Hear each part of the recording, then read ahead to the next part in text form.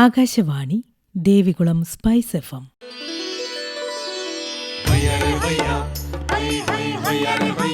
കിസാൻ വാണി.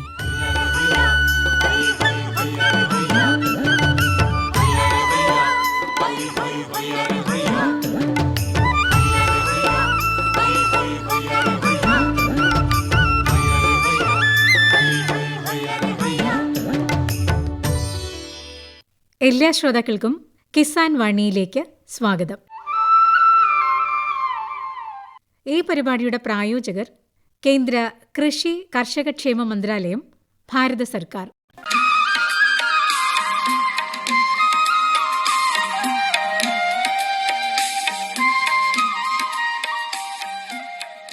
പ്രിയ ശ്രോതാക്കളെ, ഇന്നത്തെ കിസാൻ വാണിയിലേക്ക് സ്വാഗതം.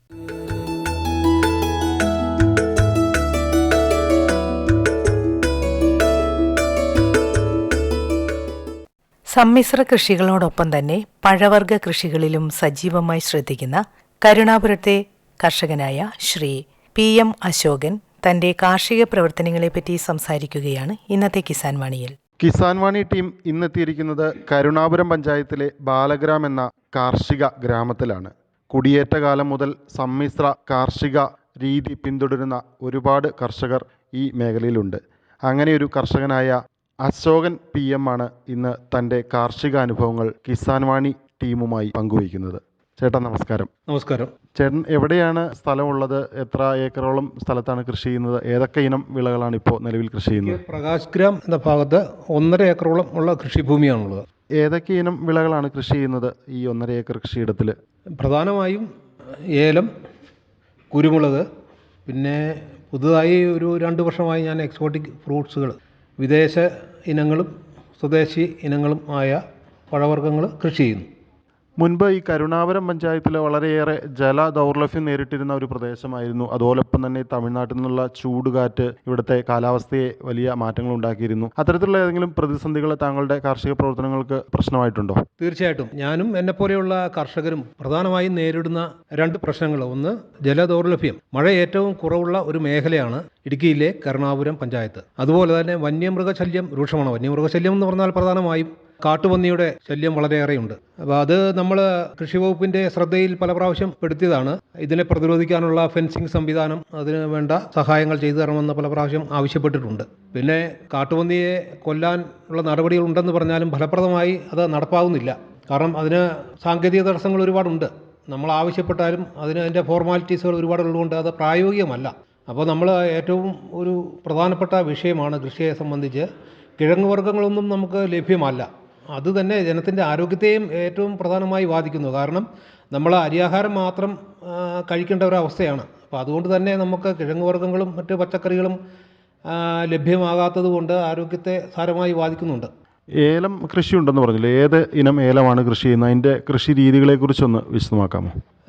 നമ്മൾ പ്രധാനമായും കൃഷി ചെയ്യുന്ന ഞള്ളാണി ഇനത്തിൽപ്പെട്ട ഏലമാണ്. ഞള്ളാണി ഇനത്തിൽപ്പെട്ട ഏലം ഇപ്പോൾ ആദ്യകാലത്ത് നമുക്ക് ഒരു ഏക്കറിൽ നിന്നും ശരാശരി 250 കിലോയാ കിട്ടിയിരുന്നെങ്കിൽ ഇപ്പോൾ ലേറ്റസ്റ്റ് കൃഷി, പുതിയ കൃഷി രീതിയിലൂടെ അത് 450 എത്തിയിട്ടുണ്ട് ഒരേക്കറിൽ നിന്നും നമുക്ക് വാർഷിക ഉൽപ്പാദനം. അപ്പോൾ പിന്നെ അതിനകത്ത് ഒരു പ്രശ്നം ഉള്ളത്, ഹൈടെക് കൃഷി എന്ന് പറഞ്ഞ് അവലംബിച്ച് വരുന്ന ഒരു, അതായത് ഇറക്കുമതി ചെയ്ത പെസ്റ്റിസൈഡുകളും വളങ്ങളും ഒക്കെ ഉപയോഗിച്ച് കൃഷി ചെയ്യുന്നുണ്ട്. പക്ഷേ അത് ആത്യന്തികമായി നമുക്ക് കാർഷിക മേഖലയെ തകർക്കുന്ന ഒരു രീതിയായിട്ടാണ് എനിക്ക് തോന്നുന്നത്. കാരണം ഇതിൻ്റെ എല്ലാം റിസൾട്ട് പിന്നീടുള്ള വർഷങ്ങളിലേ നമുക്ക് അറിയാൻ സാധിക്കുകയുള്ളൂ.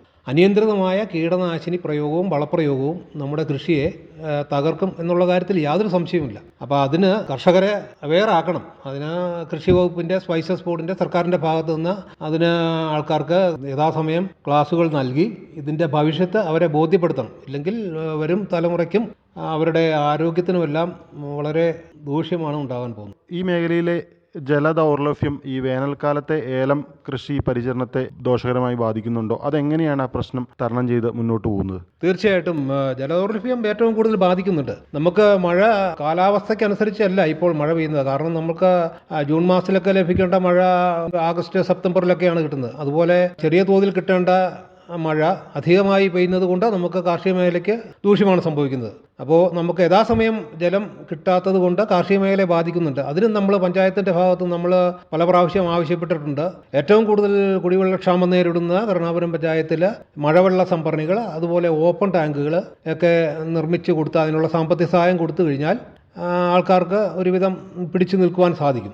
അത് ഓരോരുത്തരുടെ സ്ഥലത്തിൻ്റെ ആനുപാതികമായി 50,000, 1 ലക്ഷം, 2 ലക്ഷം അങ്ങനെയുള്ള സംഭരണികൾ, ഓപ്പൺ ടാങ്കുകൾ കൊടുക്കാൻ ശ്രദ്ധിക്കണമെന്ന് പല പ്രാവശ്യം നമ്മൾ ആവശ്യപ്പെട്ടിട്ടുണ്ട്. ഏലത്തോടൊപ്പം കുരുമുളക് കൃഷിയും വ്യാവസായിക അടിസ്ഥാനത്തിൽ ചെയ്യുന്നുണ്ടല്ലോ. ഈ കുരുമുളക് കൃഷി ഏതിനം കുരുമുളകാണ് കൃഷി ചെയ്യുന്നത്? ഇതിൻ്റെ താങ്ങുകാലുകൾ ഏതാണ് ഉപയോഗിക്കുന്നത്? ഏലം കൃഷിയോടൊപ്പം തന്നെ സമ്മിശ്രമായി കുരുമുളക് കൃഷി ചെയ്യുന്നുണ്ടോ? കുരുമുളക് കൃഷി അത്യുൽപാദനശേഷിയുള്ള ഇനങ്ങൾ പന്നിയൂറിൻ്റെ 1, 4, 5, 7 എന്നീ ഇനങ്ങൾ കൃഷി ചെയ്യുന്നുണ്ട്. നന്നായി വിളവ് ലഭിക്കുന്ന ഇനങ്ങളാണ്. അതിന് താങ്ങുകാലായി നമ്മൾ ഉപയോഗിച്ചിരിക്കുന്നത് മുരുക്കാണ്. പക്ഷേ അടുത്ത കാലത്തായി മുരുക്കിന് ഗാളീച്ചയുടെ ഉപദ്രവം, അതായത് കേടുകൾ വന്ന് നശിക്കുന്ന ഒരു രീതിയുണ്ട്. അതിന് താങ്ങുകാലായി മറ്റു മരങ്ങൾ നമ്മൾ നടുവാൻ ഉദ്ദേശിക്കുകയാണ്. ഈ കുരുമുളക് കൃഷിയെ പോലെ തന്നെ താങ്കൾ ഈ വിദേശ ഇനം പഴങ്ങളും പഴവർഗ്ഗങ്ങളും കൃഷി ചെയ്യുന്നുണ്ടെന്ന് പറഞ്ഞു. ഏതൊക്കെ ഇനം പഴവർഗ്ഗങ്ങളാണ് നിലവിൽ കൃഷി ചെയ്യുന്നത്? അതിൻ്റെ ഒരു സാധ്യത എത്രത്തോളം ഉണ്ട് നമ്മുടെ നാട്ടിൽ? സ്വദേശിയും വിദേശിയുമായ ഏകദേശം ഒരു 10-50 ഇനങ്ങളോളം ഞാനിപ്പോൾ കൃഷി ചെയ്യുന്നുണ്ട്. അതിൽ കുറേ എണ്ണമൊക്കെ കായ്ക്കാൻ തുടങ്ങിയിട്ടുണ്ട്, കായുണ്ടാകാൻ തുടങ്ങിയിട്ടുണ്ട്. വരും കാലങ്ങളിൽ വളരെയേറെ നമുക്ക് നല്ലൊരു പ്രതീക്ഷയ്ക്ക് ഉള്ളൊരു കൃഷി ആണ് എക്സോട്ടിക് ഫ്രൂട്ടുകൾ നൽകുന്നത്. കാരണം ആരോഗ്യത്തിന് അത്യുത്തമം. അത് തന്നെയല്ല, നമ്മുടെ പോഷക സമൃദ്ധമായ ആഹാരങ്ങൾ നമുക്ക് അന്യമായിക്കൊണ്ടിരിക്കുകയാണ്. അത് പഴങ്ങളിലൂടെ നമുക്ക് ഒരു പരിധിവരെ അത് നിലനിർത്താൻ സഹായിക്കുമെന്നാണ് ഞാൻ വിശ്വസിക്കുന്നത്. അതുകൊണ്ട് അത്തരത്തിലുള്ള പഴവർഗ്ഗങ്ങളാണ് കൂടുതൽ കൃഷി ചെയ്യുന്നത്. അതായത് പുലാസാൻ, ദുരിയാൻ, മാങ്കോസ്റ്റിൻ, സപ്പോട്ട, ആപ്പിൾ ബെയർ അങ്ങനെയുള്ള വളരെയേറെ ഒരു 50 ഇനങ്ങളോളം ഇപ്പം ഞാൻ കൃഷി ചെയ്യുന്നുണ്ട്. ഈ 50 ഇനം വിദേശ സ്വദേശ പഴവർഗ്ഗങ്ങളിൽ ഏറ്റവും ലാഭകരമായി തോന്നിയിട്ടുള്ള ഏതാണ്? അതോടൊപ്പം തന്നെ ഏറ്റവും എളുപ്പത്തിൽ സാധാരണക്കാർക്ക് കൃഷി ചെയ്യാൻ കഴിയുന്ന വിളകൾ ഏതൊക്കെയാണ്? ഏറ്റവും എളുപ്പത്തിൽ കൃഷി ചെയ്യുന്നത് മാങ്കോസ്റ്റിൻ വളരെ നമുക്ക് ഒരു ഭാവിയുള്ളതാണ്. അതുപോലെ അവക്കാഡോ ഒക്കെ നമുക്ക് അധികം കാത്തിരിക്കേണ്ടി വരികയില്ല. മാങ്കോസ്റ്റിനെ സംബന്ധിച്ച് ഒരു 6-7-8 വർഷങ്ങളോളം എടുക്കും. പക്ഷേ കായ്ച്ചു കഴിഞ്ഞാൽ നമുക്കൊരു ദീർഘകാല വിളയാണ്. അതായത് 100-ൽ പരം വർഷങ്ങൾ നമുക്ക് ആദായം കൂട്ടിത്തരുന്ന ഒരു വിളയാണ് മാങ്കോസ്റ്റിൻ. വരും കാലത്ത് വളരെയേറെ പ്രതീക്ഷ നൽകുന്ന കൃഷിയാണ്. അതുപോലെ അവക്കാഡോ, പിന്നെ സപ്പോട്ട, ഇതെല്ലാം നല്ല രീതിയിൽ നമുക്ക് ഉൽപ്പാദനം കിട്ടുകയും നല്ല വില കിട്ടുകയും ചെയ്യുന്നതാണ്. ഭാവിയിൽ ഇപ്പോൾ അധികമായി കൃഷി ഇല്ലാത്തത് കൊണ്ട് നമുക്ക് അതൊരു ഇപ്പം മാർക്കറ്റ് ലഭ്യമല്ല. പക്ഷേ എല്ലാവരും കൃഷി ചെയ്ത് കഴിയുമ്പോൾ നമുക്ക് അതിനനുസരിച്ചുള്ള മാർക്കറ്റ് തീർച്ചയായും കിട്ടും. പഴവർഗ്ഗ കൃഷികളിൽ നിന്ന്, കാർഷിക വിളകളിൽ നിന്ന് ഏതെങ്കിലും തരത്തിലുള്ള മൂല്യവർദ്ധിത ഉൽപ്പന്നങ്ങൾ ഉണ്ടാക്കുന്നതിനെ കുറിച്ച് ആലോചിച്ചിട്ടുണ്ടോ? അങ്ങനെ ഏതെങ്കിലും അനുഭവങ്ങൾ താങ്കളുടെ മുന്നിലുണ്ടോ?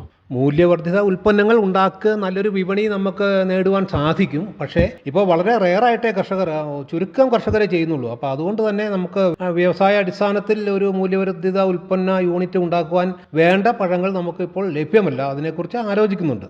हर जोखिम से निकल कर फसल आए, सुरक्षित हो जाए। फसल बीमा से हर किसान अब आत्मनिर्भर हो जाए। संकट के समय प्रधानमंत्री फसल बीमा योजना किसानों के लिए वरदान है।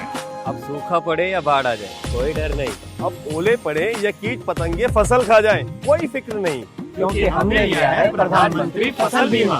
बुआई से फसल कटाई तक हर जोखिम का दावा, न्यूनतम प्रीमियम पर अधिकतम भुगतान का वादा। योजना से हर साल जुड़ रहे हैं 5 करोड़ से ज्यादा किसान। अब आपकी है बारी। नजदीकी कृषि कार्यालय, सहकारी समिति, बैंक शाखा, अधिकृत बीमा कंपनी या जन सेवा केंद्र में स्वेच्छा से करा सकते हैं पंजीकरण। फसल बीमा पोर्टल या फसल बीमा ऐप द्वारा भी कराया जा सकता है पंजीकरण। प्रधानमंत्री फसल बीमा योजना, आपकी फसलों का संपूर्ण सुरक्षा कवच। कृषि एवं किसान कल्याण मंत्रालय, भारत सरकार। പഴവർഗ്ഗമല്ലാതെ മറ്റെന്തൊക്കെ കിഴങ്ങ് വിളകൾ, പച്ചക്കറികൾ തുടങ്ങിയ കൃഷികളുണ്ടല്ലോ, അത് ഏതൊക്കെയാണ്? വളരെ ചുരുക്കമായ ചേന, ചേമ്പ്, കാച്ചിൽ മുതലായവ കൃഷി ചെയ്യാൻ സാധിക്കുന്നുള്ളൂ. കാരണം മുമ്പ് പറഞ്ഞതുപോലെ കാട്ടുപന്നിയുടെ ശല്യം വളരെയേറെ ഉള്ളതുകൊണ്ട് നമുക്ക് അത് വ്യാപകമായി കൃഷി ചെയ്യാൻ പറ്റുന്നില്ല. കൃഷിയിടത്തിൽ മൊത്തമായി കൃഷി ചെയ്യാൻ സാധിക്കുന്നില്ല. ചുരുക്കം വീടിന് പരിസരത്ത് മാത്രം വളരെ ചെറിയ തോതിൽ സാധിക്കുന്നുള്ളൂ. ഈ കാട്ടുപന്നിയെ പ്രതിരോധിക്കാനായിട്ട് ഫെൻസിങ് പോലുള്ള പ്രതിരോധ മാർഗങ്ങളുണ്ടല്ലോ, അത്തരത്തിലുള്ള ഏതെങ്കിലും മാർഗങ്ങൾ സ്വീകരിച്ചിട്ടുണ്ടോ? ഫെൻസിങ് പോലെയുള്ള സംവിധാനം അത് നമ്മൾ സ്പൈസസ് ബോർഡിലും കൃഷിഭവനിലും ഒക്കെ നമ്മൾ ആവശ്യപ്പെട്ടിട്ടുള്ളതാണ്. നമുക്ക് തന്നെ അതിന് ഒരു ഇൻവെസ്റ്റ് ചെയ്യാനുള്ള പൈസ നമുക്കില്ലാത്തത് കൊണ്ട് സാമ്പത്തിക സഹായം നമ്മൾ അവരോട് ആവശ്യപ്പെട്ടിട്ടുണ്ട്. അത് കിട്ടുന്ന മുറയ്ക്ക് എനിക്ക് മാത്രമല്ല എല്ലാ കർഷകർക്കും എന്നെപ്പോലെ തന്നെ എല്ലാവർക്കും ഇതിൻ്റെ പ്രശ്നങ്ങൾ ഉള്ളതാണ്. ഏതെങ്കിലും കാർഷിക കൂട്ടായ്മകളിൽ, കർഷകരുടെ സംഘങ്ങളിലോ കൂട്ടായ്മകളിലോ അംഗമാണോ? അത്തരത്തിലുള്ള സംഘത്തിൻ്റെ അല്ലെങ്കിൽ കൂട്ടായ്മകളുടെ പ്രവർത്തനം എന്തൊക്കെയാണ് താങ്കളുടെ മേഖലകളിൽ? അതെ, ഞങ്ങൾ കർഷക കൂട്ടായ്മ കൃഷിഭവൻ്റെ കീഴിൽ FPO രൂപീകരിച്ചിട്ടുണ്ട്. ഞങ്ങൾ 10 പേരുള്ള ഒരു ഗ്രൂപ്പാണ്.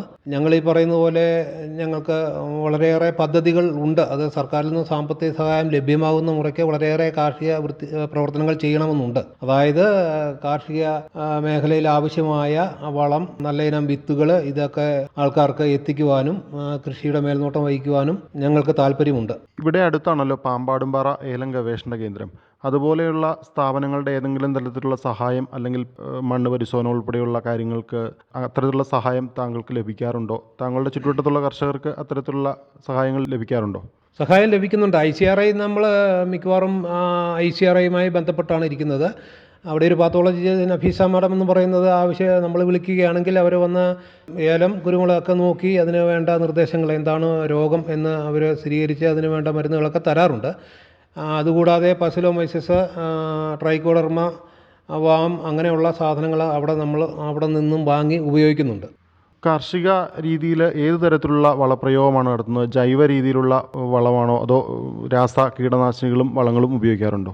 ഞാൻ ഇഷ്ടപ്പെടുന്നത് ജൈവ വളങ്ങളും കീടനാശിനികളും ഉപയോഗിക്കാനായിട്ടാണ്. പക്ഷേ ഒറ്റയടിക്ക് നമുക്ക് ഇതിൽ നിന്നും ഒരു പുറകോട്ട് പോക്ക് സാധ്യമല്ല. കാരണം രാസവളങ്ങൾ ആശ്രയിച്ചാണ്. കാരണം അത്യുൽപാദനശേഷി ഉള്ള വിത്തുകൾ നടുകയും അതനുസരിച്ച് രാസവളങ്ങൾ ഉപയോഗിക്കുകയും ചെയ്യുമ്പോൾ നന്നായി ഈൽഡ് വർദ്ധിക്കുന്നുണ്ട്, വരുമാനം വർദ്ധിക്കുന്നുണ്ട്. അപ്പോൾ നമ്മൾ തിരിച്ചൊരു പോക്ക് പൂർണ്ണമായും ജൈവവളത്തിലേക്ക് മാറുമ്പോൾ പെട്ടെന്നൊരു ഇടിവ് സംഭവിക്കും. അതുകൊണ്ട് പടിപടിയായി മാത്രമേ നമുക്ക് പൂർണ്ണമായും ജൈവ കൃഷിയിലേക്ക് മാറുവാൻ സാധിക്കുകയുള്ളൂ. ജൈവവളങ്ങളായി ഉപയോഗിക്കുന്നത് ഏതൊക്കെ ഉൽപ്പന്നങ്ങളാണ്? അതിൻ്റെ ഒരു സോഴ്സ് എങ്ങനെയാണ്? ഇവിടെയൊക്കെ ദൗർലഭ്യമുണ്ടോ? ഈ ജൈവവളങ്ങൾക്ക് ദൗർലഭ്യം നേരിടാറുണ്ടോ? ജൈവവളങ്ങൾ പ്രധാനമായും നമുക്ക് വീട്ടിലുള്ള ആട്ടിൻ കാഷ്ടം, അതുപോലെ ചാണകം എന്നിവയാണ് നമ്മൾ മെയിനായിട്ട് ഉപയോഗിക്കുന്നത്. ഇതുകൂടാതെ വേപ്പിൻ പിണ്ണാക്ക് ഉപയോഗിക്കുന്നുണ്ട്. അതിനെല്ലാം വളരെ വലിയ വിലയാണ് നമ്മൾ കൊടുക്കേണ്ടി വരുന്നത്. ഏകദേശം നല്ല വേപ്പിൻ പിണ്ണാക്കിന് നമ്മൾക്ക് ഒരു ചാക്കിന് 2400 രൂപയോളം കൊടുക്കേണ്ടി വരുന്നു. അപ്പോൾ ഇതൊക്കെ വളരെ വില കുറച്ച് എത്തിക്കുവാനുള്ളൊരു സംവിധാനം സർക്കാരിൻ്റെ ഭാഗത്ത് നിന്ന് അല്ലെങ്കിൽ കൃഷിഭവൻ്റെ ഭാഗത്ത് നിന്ന് ഉണ്ടാവണം. കൃഷിയോടൊപ്പം തന്നെ ആട് വളർത്തൽ, പശു വളർത്തൽ അങ്ങനെ ഏതെങ്കിലും രംഗത്ത് ഉണ്ടോ? ഉണ്ട്. ആട് വളർത്തൽ നമുക്ക് ഉണ്ട്. പശു വളർത്തൽ കാര്യമായി ഇല്ല. വളത്തിന് വേണ്ടി അല്ലാതെ ആട് വളർത്തൽ ഒരു സംരംഭമായി ഏറ്റെടുക്കാൻ കഴിയുന്ന ഒരു സ്ഥിതിയുണ്ടോ? അത് ലാഭകരമാണോ? ആട് വളർത്തൽ തീർച്ചയായും ലാഭകരമാണ്. പക്ഷേ എന്നെ സംബന്ധിച്ച് ആട് വളർത്തൽ ഒരു ലാഭകരമായ രീതിയിൽ കൊണ്ടുപോകാൻ സാധ്യമല്ല. കാരണം ഞാനും എൻ്റെ ഭാര്യയും മാത്രമാണ് കാർഷിക വൃത്തിയിലുള്ളത്. ഇതെല്ലാം കൂടി ഒന്നിച്ച് കൊണ്ടുപോവുക ബുദ്ധിമുട്ടായതുകൊണ്ട് നമ്മൾ അത് വളരെ കുറച്ച് രീതിയിലേ ചെയ്യുന്നുള്ളൂ. വ്യാപകമായി ചെയ്യുന്നത് ലാഭകരം തന്നെയാണെന്നാണ് എൻ്റെ അഭിപ്രായം. ഇത്രയും വർഷങ്ങളായിട്ട് ഈ കാർഷിക രംഗത്ത് പ്രവർത്തിക്കുന്ന ഒരാളാണല്ലോ. ഈ ഏറ്റവും ലാഭകരമായ ഒരു കൃഷിയായി തോന്നിയിട്ടുള്ളത് ഏതാണ്? എന്താണ് അതിന് കാരണം? ഇപ്പോഴത്തെ സിറ്റുവേഷനിൽ ലാഭകരമായ ഒരു കൃഷി എന്ന് പറയുന്നത് ഏലം കൃഷി തന്നെയാണ്. കാരണം പെട്ടെന്ന് നമുക്ക് വിളവ് ലഭിക്കുന്നതും വലിയ പരിചരണം എന്ന് പറഞ്ഞാൽ ഫോളോ അപ്പ് നമുക്ക് മറ്റ് കൃഷികളെ അപേക്ഷിച്ച് കൂടുതൽ വേണം. എന്നിരുന്നാലും പെട്ടെന്ന് നമുക്കൊരു വരുമാനം കിട്ടുന്നതും ഏറെക്കുറെ സ്റ്റഡിയായിട്ട് നമുക്കൊരു വരുമാനം കിട്ടുന്നതും ഏലം കൃഷി തന്നെയാണ്. ജില്ലയിൽ പല മേഖലകളിലും തൊഴിലാളി ക്ഷാമം ഈ കാർഷിക പ്രവർത്തനങ്ങളെയും കാർഷിക സംരംഭങ്ങളെയും ബാധിച്ചിട്ടുണ്ട്. ഈ മേഖലയിൽ അത്തരത്തിലുള്ള ഏതെങ്കിലും തരത്തിലുള്ള പ്രതിസന്ധികളുണ്ടോ? പ്രതിസന്ധി ഉണ്ട്. മിക്കവാറും കൃഷിയിടങ്ങളിൽ ഇപ്പോൾ അന്യ സംസ്ഥാന തൊഴിലാളികളാണ് ഏറ്റവും കൂടുതൽ. അവിടെ വളരെ സിൻസിയറായിട്ട് ചെയ്യുന്നതും അവർക്ക് മലയാളികളെ അപേക്ഷിച്ച് കുറഞ്ഞ കൂലി കൊടുക്കുന്നത് കൊണ്ടും കുറഞ്ഞ കൂലി അവർ ആവശ്യപ്പെടുന്നുള്ളൂ എന്നുള്ളത് കൊണ്ടും എല്ലാ മേഖലയിലും അന്യസംസ്ഥാന തൊഴിലാളികളാണ് കൂടുതലായിട്ടും ഉള്ളത്. അതുകൊണ്ട് കാർഷിക മേഖലയിൽ വലിയ പ്രതിസന്ധി ഇല്ല, തൊഴിലാളികളെ ലഭ്യമാകുന്നുണ്ട്. ഇപ്പോൾ ഒരു കുടിയേറ്റത്തിൻ്റെ കാലമാണല്ലോ. അതായത് വിദേശത്തേക്ക് യുവാക്കൾ കൂട്ടമായി പോയി താമസിക്കുന്ന ഒരവസ്ഥ. ഈ കാർഷിക രംഗത്ത് യുവാക്കളെ പിടിച്ചു നിർത്താൻ കഴിയാത്തത് എന്തുകൊണ്ടാണ്? താങ്കളുടെ അഭിപ്രായം എന്താണ്? കാർഷിക മേഖലയിൽ യുവജനങ്ങൾ കുറവായി വരുന്നതിൻ്റെ കാരണം നമുക്ക് മുടക്കുന്നതിനനുസരിച്ചുള്ള ഒരു വരുമാനം, സ്റ്റഡിയായിട്ടുള്ള വരുമാനം കിട്ടുന്നില്ല എന്നുള്ളതാണ്. മുമ്പ് പറഞ്ഞതുപോലെ തന്നെ കാലാവസ്ഥാ വ്യതിയാനം അതൊരു പ്രധാന പ്രശ്നമാണ്.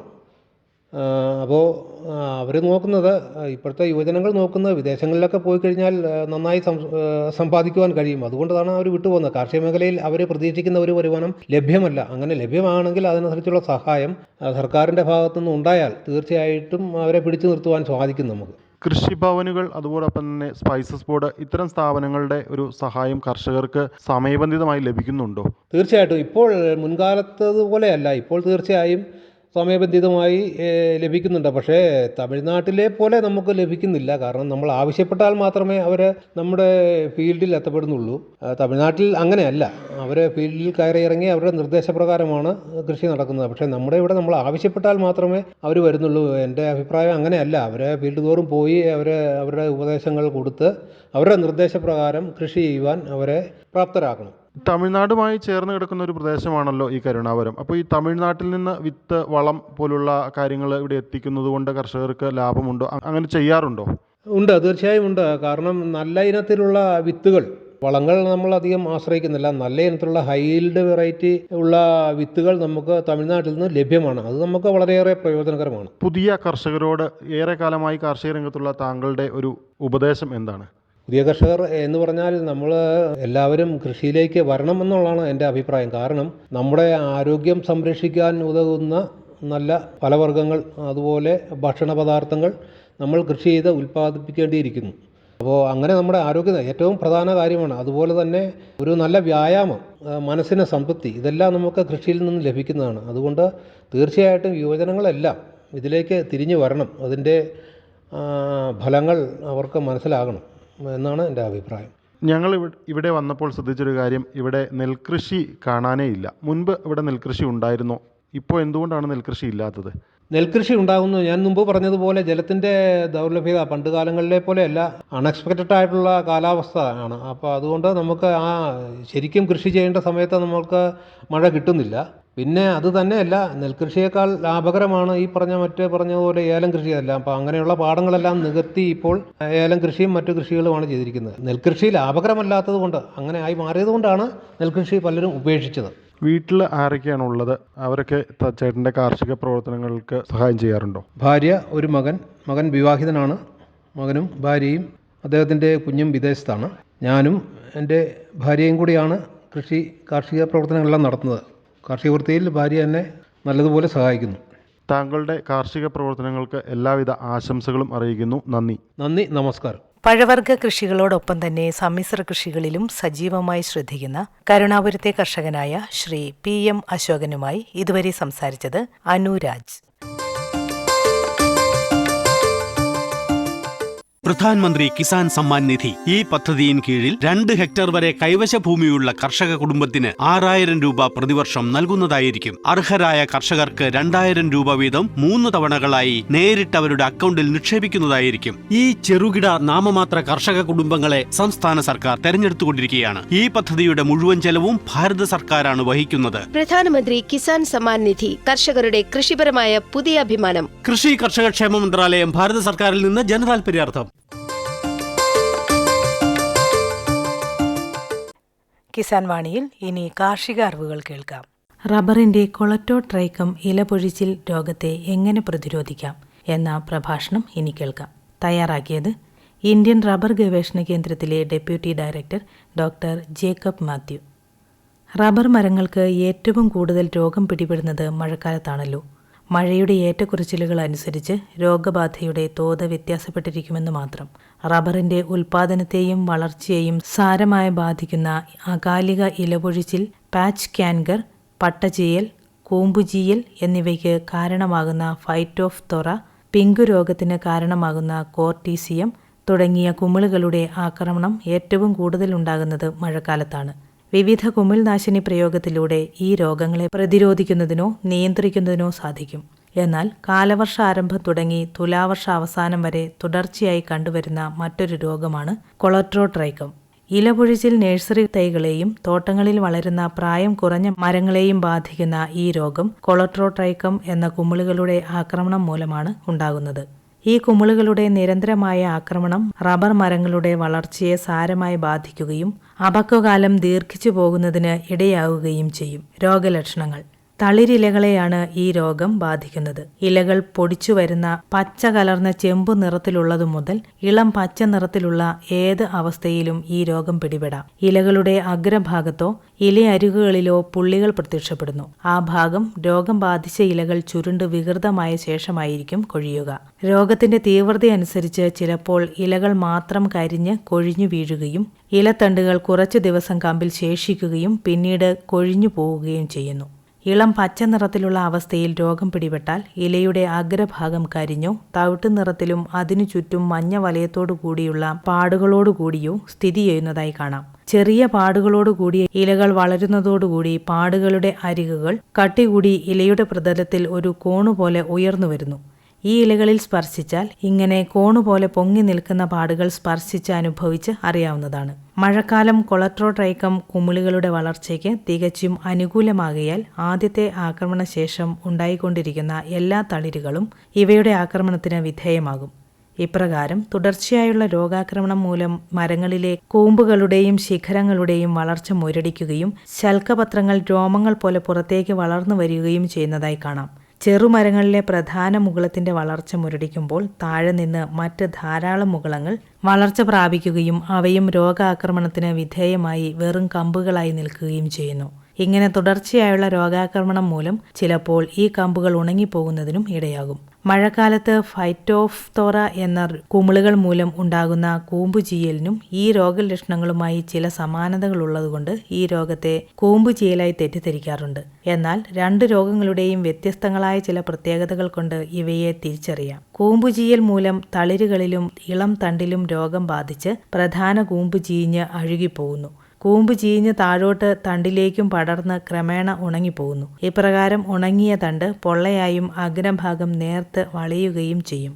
എന്നാൽ കൊളട്രോട്രൈക്കം മൂലം കൂമ്പുകൾക്ക് അഴുകൽ ഉണ്ടാകുന്നില്ല എന്നത് ഒരു പ്രത്യേകതയാണ്. ഉയർന്ന തോതിലുള്ള അന്തരീക്ഷ ഈർപ്പമാണ് ഈ രോഗത്തിന്റെ ഏറ്റവും അനുകൂലമായ ഒരു ഘടകം. മഴത്തുള്ളികൾ ശക്തമായി രോഗബാധയേറ്റ ഭാഗങ്ങളിൽ പതിക്കുമ്പോൾ ഈ കുമിളുകളുടെ രേണുക്കൾ അന്തരീക്ഷത്തിൽ വ്യാപിക്കുകയും രോഗം മറ്റു മരങ്ങളിലേക്ക് പടരുന്നതിന് ഇടയാവുകയും ചെയ്യും. വളരെ കുറഞ്ഞ സമയം കൊണ്ട് തന്നെ രേണുക്കൾ പൊട്ടി വളർന്ന് തന്തുക്കളാകുന്നതിനാൽ രോഗവ്യാപനവും വളരെ വേഗം തന്നെ സംഭവിക്കുന്നു. അന്തരീക്ഷ ഊഷ്മാവ് കൂടുതലുള്ള വേനൽക്കാലത്ത് ഈ രേണുക്കൾ സമാധി അവസ്ഥയിലാവുകയും ഈർപ്പം ലഭിക്കുമ്പോൾ പെട്ടെന്ന് വളർന്ന് രോഗവ്യാപനത്തിനിടയാവുകയും ചെയ്യും. കേരളം, തമിഴ്നാട്, കർണാടകം എന്നീ തെക്കൻ സംസ്ഥാനങ്ങളോടൊപ്പം തെക്ക് കിഴക്കൻ സംസ്ഥാനങ്ങളിലും ഈ രോഗം വ്യാപകമായി കാണുന്നുണ്ട്. RRII 105 ഈ രോഗത്തിന് കൂടുതൽ അടിപ്പെടുമ്പോൾ PB 217, 260, RRIM 600 എന്നിവ ഒരു പരിധിവരെ ഈ രോഗത്തെ പ്രതിരോധിക്കുന്നതായി കാണുന്നുണ്ട്. RRII 414 ഈ രോഗം കുറവായിട്ടാണ് കാണുന്നത്. നിയന്ത്രണ മാർഗങ്ങൾ: കുമിൾനാശിനി പ്രയോഗത്തിലൂടെ ഈ രോഗത്തെ പ്രതിരോധിക്കുന്നതിനും അമർച്ച ചെയ്യുന്നതിനും സാധിക്കും. ബോർഡോ മിശ്രിതം 1% അല്ലെങ്കിൽ വെള്ളത്തിൽ ലയിപ്പിക്കാവുന്ന കോപ്പർ ഓക്സിക്ലോറൈഡ് 0.125%, ഫൈറ്റലാൽ 2.5 ഗ്രാം ഇവയിൽ ഏതെങ്കിലും ഒന്ന് 1 ലിറ്റർ വെള്ളത്തിൽ കലർത്തി സ്പ്രേ ചെയ്തു കൊടുക്കാവുന്നതാണ്. മാംഗോസപ്പ് 0.2%, 2.5 ഗ്രാം ഡൈത്തേൽ അല്ലെങ്കിൽ ഇൻഡോഫിൽ M45 1 ലിറ്റർ വെള്ളത്തിൽ കലക്കിയതും, കാർബൻ ഡാസിം 0.05%, ബാവിസ്റ്റിൻ 1 ഗ്രാം 1 ലിറ്റർ വെള്ളത്തിൽ കലക്കിയതും ആഴ്ചയിൽ ഒന്ന് മാറി മാറി അടിക്കുന്നത് ഈ രോഗത്തെ നിയന്ത്രിക്കുന്നതിന് ഫലപ്രദമാണ്. കാർബൻ ഡാൻസിമിന്റെയും മാംഗോസെബിന്റെയും സംയുക്തമായ സാഫ് 1 ഗ്രാം 1 ലിറ്റർ വെള്ളത്തിൽ കലർത്തി ആഴ്ചയിൽ ഒന്ന് സ്പ്രേ ചെയ്യുന്നത് വളരെ ഫലപ്രദമാണെന്ന് കണ്ടിട്ടുണ്ട്. മഴവെള്ളത്തിൽ ഈ കുമിൾനാശിനികളെല്ലാം ഒലിച്ചു പോകുമെന്നുള്ളതുകൊണ്ട് മഴയില്ലാത്തപ്പോൾ കുമിൾനാശിനികൾ സ്പ്രേ ചെയ്യുന്നതിന് ശ്രദ്ധിക്കേണ്ടതാണ്. രോഗം വളരെ തീവ്രവും വ്യാപകവുമായ സ്ഥലങ്ങളിൽ മുൻകൂട്ടിയുള്ള പ്രതിരോധനം എന്ന നിലയിൽ തളിരിലകൾ വളരുന്നത് നോക്കി സ്പ്രേ ചെയ്യുന്നത് നന്നായിരിക്കും. തോട്ടത്തിൽ വെള്ളം കെട്ടിക്കിടക്കാതെ സംരക്ഷിക്കുന്നതും രോഗവ്യാപനം തടയുന്നതിന് സഹായിക്കും. ശ്രദ്ധയോടുകൂടിയ സസ്യസംരക്ഷണ നടപടികളിൽ കൂടി കൊളട്രോട്രൈക്കം രോഗത്തെ നിയന്ത്രിക്കുന്നതിന് സാധിക്കും. ഈ രോഗം റബ്ബർ തൈകളുടെ വളർച്ചയെ സാരമായി ബാധിക്കുകയും അപക്വകാലം ദീർഘിപ്പിക്കുകയും ചെയ്യുമെന്നുള്ളതുകൊണ്ട് തക്ക സമയത്ത് തന്നെ പ്രതിരോധ നിയന്ത്രണ നടപടികൾ സ്വീകരിക്കേണ്ടതാണ്. റബ്ബറിന്റെ കൊളട്രോട്രൈക്കം ഇലപൊഴിച്ചിൽ എങ്ങനെ പ്രതിരോധിക്കാം എന്ന ഈ പ്രഭാഷണം തയ്യാറാക്കിയത് ഇന്ത്യൻ റബ്ബർ ഗവേഷണ കേന്ദ്രം deputy director doctor Jacob Mathew. കാർഷിക അറിവുകൾ, PM അശോകനുമായുള്ള അഭിമുഖം എന്നിവയാണ് കിസാൻ വാണിയിൽ ശ്രോതാക്കൾ ഇതുവരെ കേട്ടത്.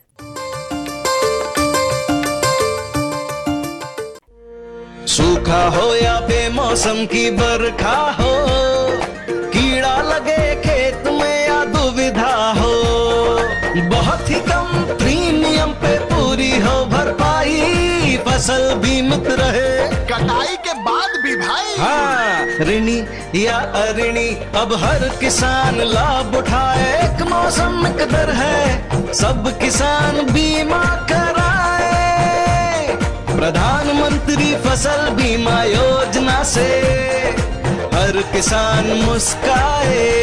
कृषि और किसान कल्याण मंत्रालय द्वारा किसान हित में जारी.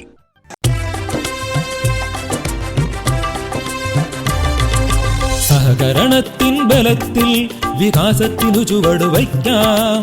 ജനപങ്കാളിത്തകരുത്തുമായി മുന്നോട്ടെന്നും നീങ്ങുക നാം. ജനകോടിയിൽ ഈ വിപ്ലവം ഉണർത്തിയല്ലോ വിശ്വാസം. നാം ഒത്തുചേർന്ന വികാസത്തിനെ പതാക പറത്തിടാം. സഹകരണം നമ്മുടെ വികാസത്തിൻ പ്രതീകം. പുതുയുഗത്തിൽ സഹകരണം കാണിന്റെ തൻപ്രതാപം. കൃഷി മന്ത്രാലയം, ഭാരത സർക്കാരിൽ നിന്ന് ജനതാൽപര്യാർത്ഥം. ഈ പരിപാടിയുടെ പ്രായോജകർ കേന്ദ്ര കൃഷി കർഷകക്ഷേമ മന്ത്രാലയം, ഭാരത സർക്കാർ. എല്ലാ കിസാൻ വാണി ശ്രോതാക്കൾക്കും കൂപ്പുകൈ.